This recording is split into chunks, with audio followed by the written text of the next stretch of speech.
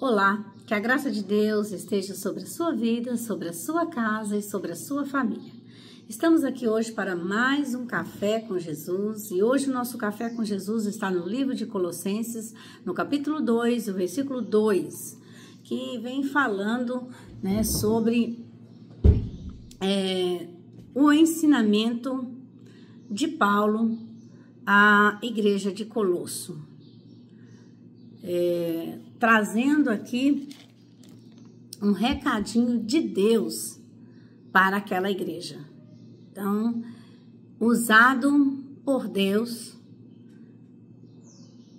através do Espírito Santo, a entregar as profecias àquela igreja, àquele povo.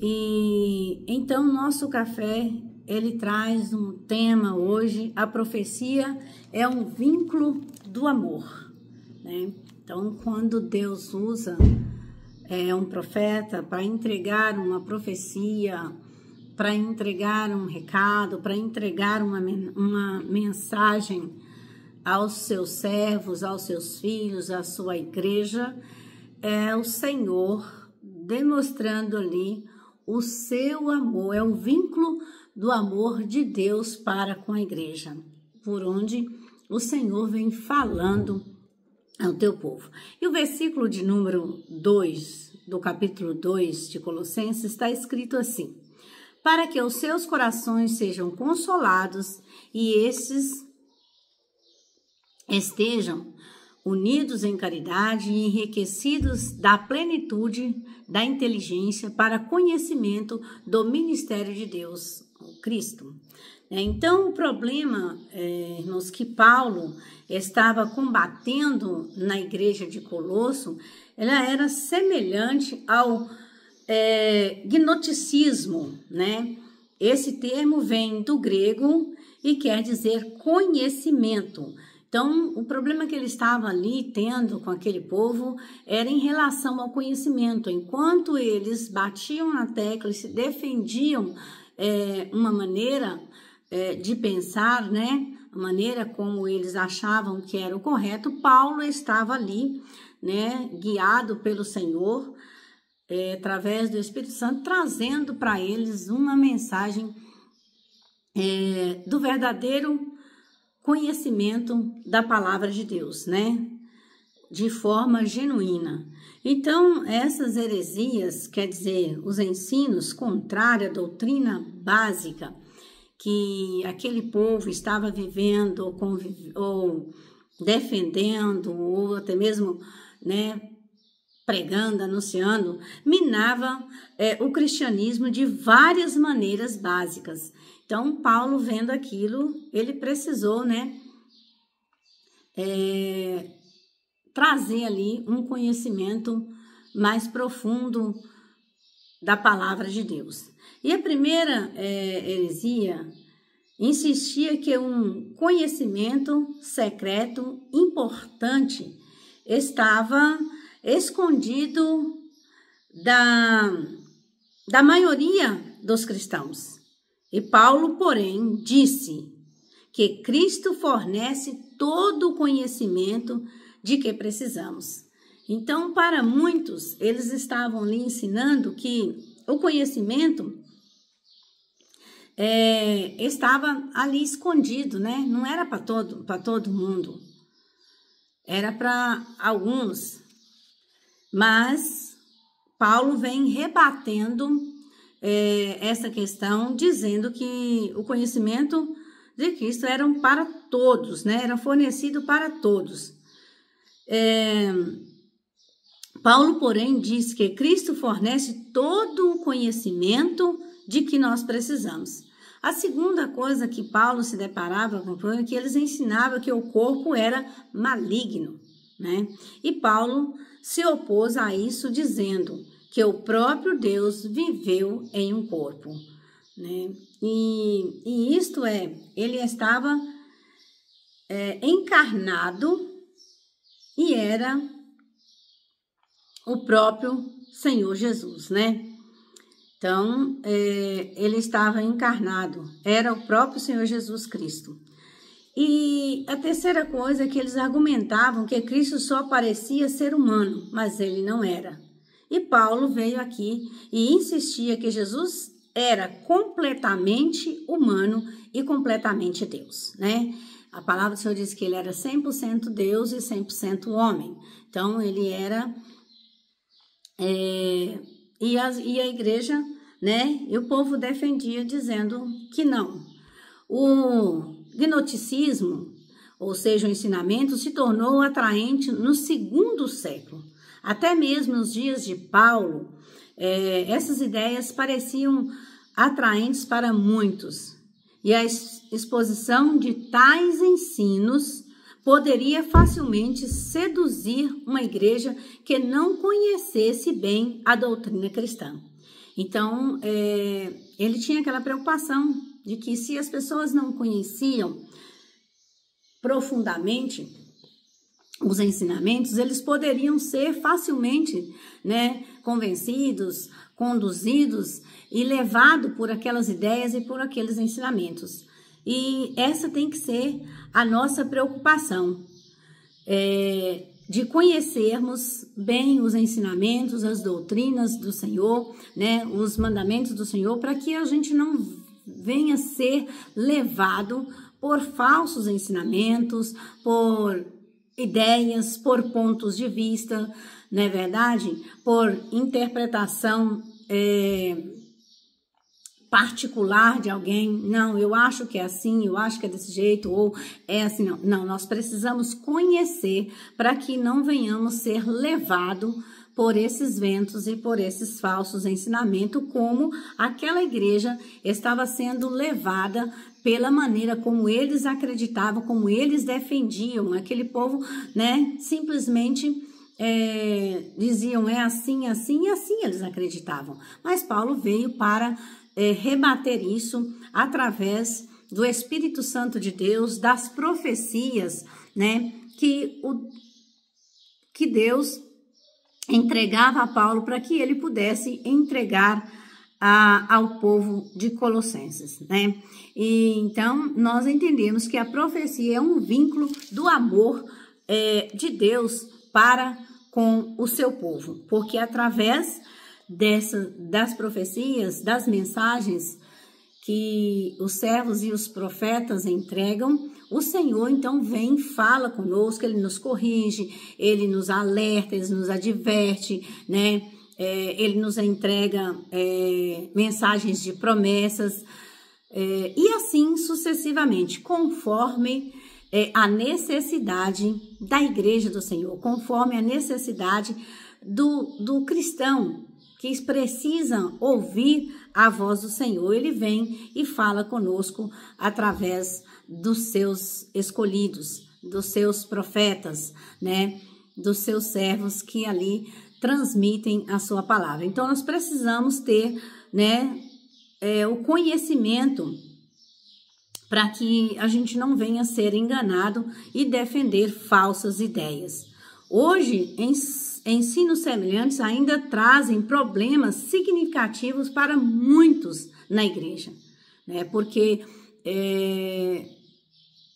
uma heresia ensinada e acatada por aquele que ouve, né, recebe, né, aqueles falsos ensinamentos, isso traz um problema muito grande, né, dentro da igreja, na vida daquele que recebe. Combatermos as heresias ao nos tornarmos completamente familiarizados com a palavra de Deus por meio do estudo particular e do ensino sábio da Bíblia Sagrada. Então, como é que nós vamos combater a heresia? Como é que nós vamos combater os falsos ensinamentos? Como é que nós vamos combater os falsos profetas? É tendo um conhecimento, é familiarizar-se com a palavra de Deus. Ter intimidade com a palavra, ter o conhecimento da palavra de Deus. Então, quando nós temos o conhecimento da palavra de Deus, então temos a condição de combater as heresias e os falsos ensinamentos, os falsos profetas. Receber a Cristo como Senhor de sua vida é o único, ou seja, é o início da vida cristã. Mas você deve continuar a seguir sua liderança, sendo arraigado, edificado e fortalecido na fé. Cristo quer guiá-lo e ajudá-lo em seus problemas cotidianos. Então, o Senhor, Ele é um Pai que não abandona. Ele quer cuidar de você. Ele quer instruir você. Ele quer proteger a sua vida. Ele quer proteger a sua caminhada. Ele quer guardar os seus passos. Né? Ele quer edificar, ele quer lhe fortalecer, ele quer arraigar você, ele quer trabalhar na sua fé. Ele quer te guiar, ele quer te ajudar em todos os seus problemas cotidianos, em todas as suas dúvidas. E ele é o único que pode fazer isso conosco, para conosco. Então busque nele, né? Esteja perto, porque de perto é mais fácil ouvir e entender o que o Senhor está falando com você. Bem, você pode viver para Cristo, comprometendo sua vida e submetendo sua vontade a Ele, não é verdade? Buscando aprender dele, de sua vida e de seus ensinamentos, reconhecendo o poder do Espírito Santo em sua vida. Então busca aprender no Senhor, tá? Busca encher a sua vida dos ensinamentos do Senhor. Busque reconhecer o poder do Espírito Santo. Ore ao Senhor, peça para Ele. Ele vai instruir a sua vida. Ele vai falar com você, ele vai ensinar você.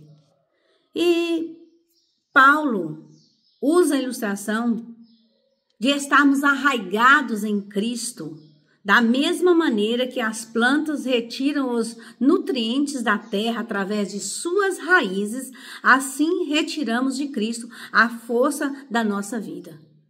Quanto mais nos aproximarmos, retirando dele a nossa força, menos seremos enganados por aqueles que falsamente reivindicam ter as respostas da vida. Se Cristo for a nossa força, estaremos livres dos regulamentos humanos. Então busque no Senhor, esteja nele.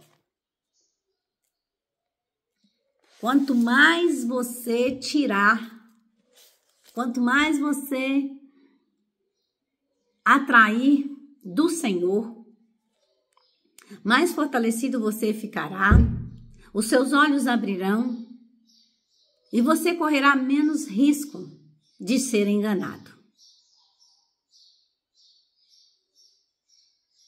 Esteja nele, assim como a planta arraigada na raiz, como galhos, precisamos estar arraigados no trono que é o Senhor. E é nele que nós precisamos nos alimentar. Se você se arraigar em qualquer outro lugar, você corre o risco de secar e de não frutificar mais.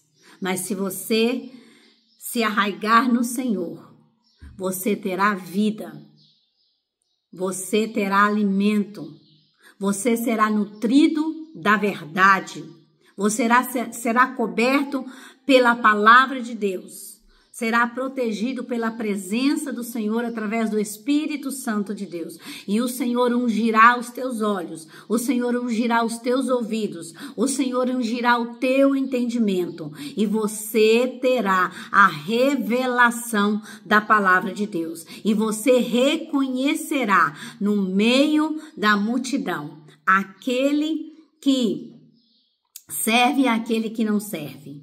Aquele que proclama a palavra de forma genuína e aquele que tem usado de heresia para trazer falsos ensinamentos, para mostrarem, né, e para serem falsos cristãos, falsos servos.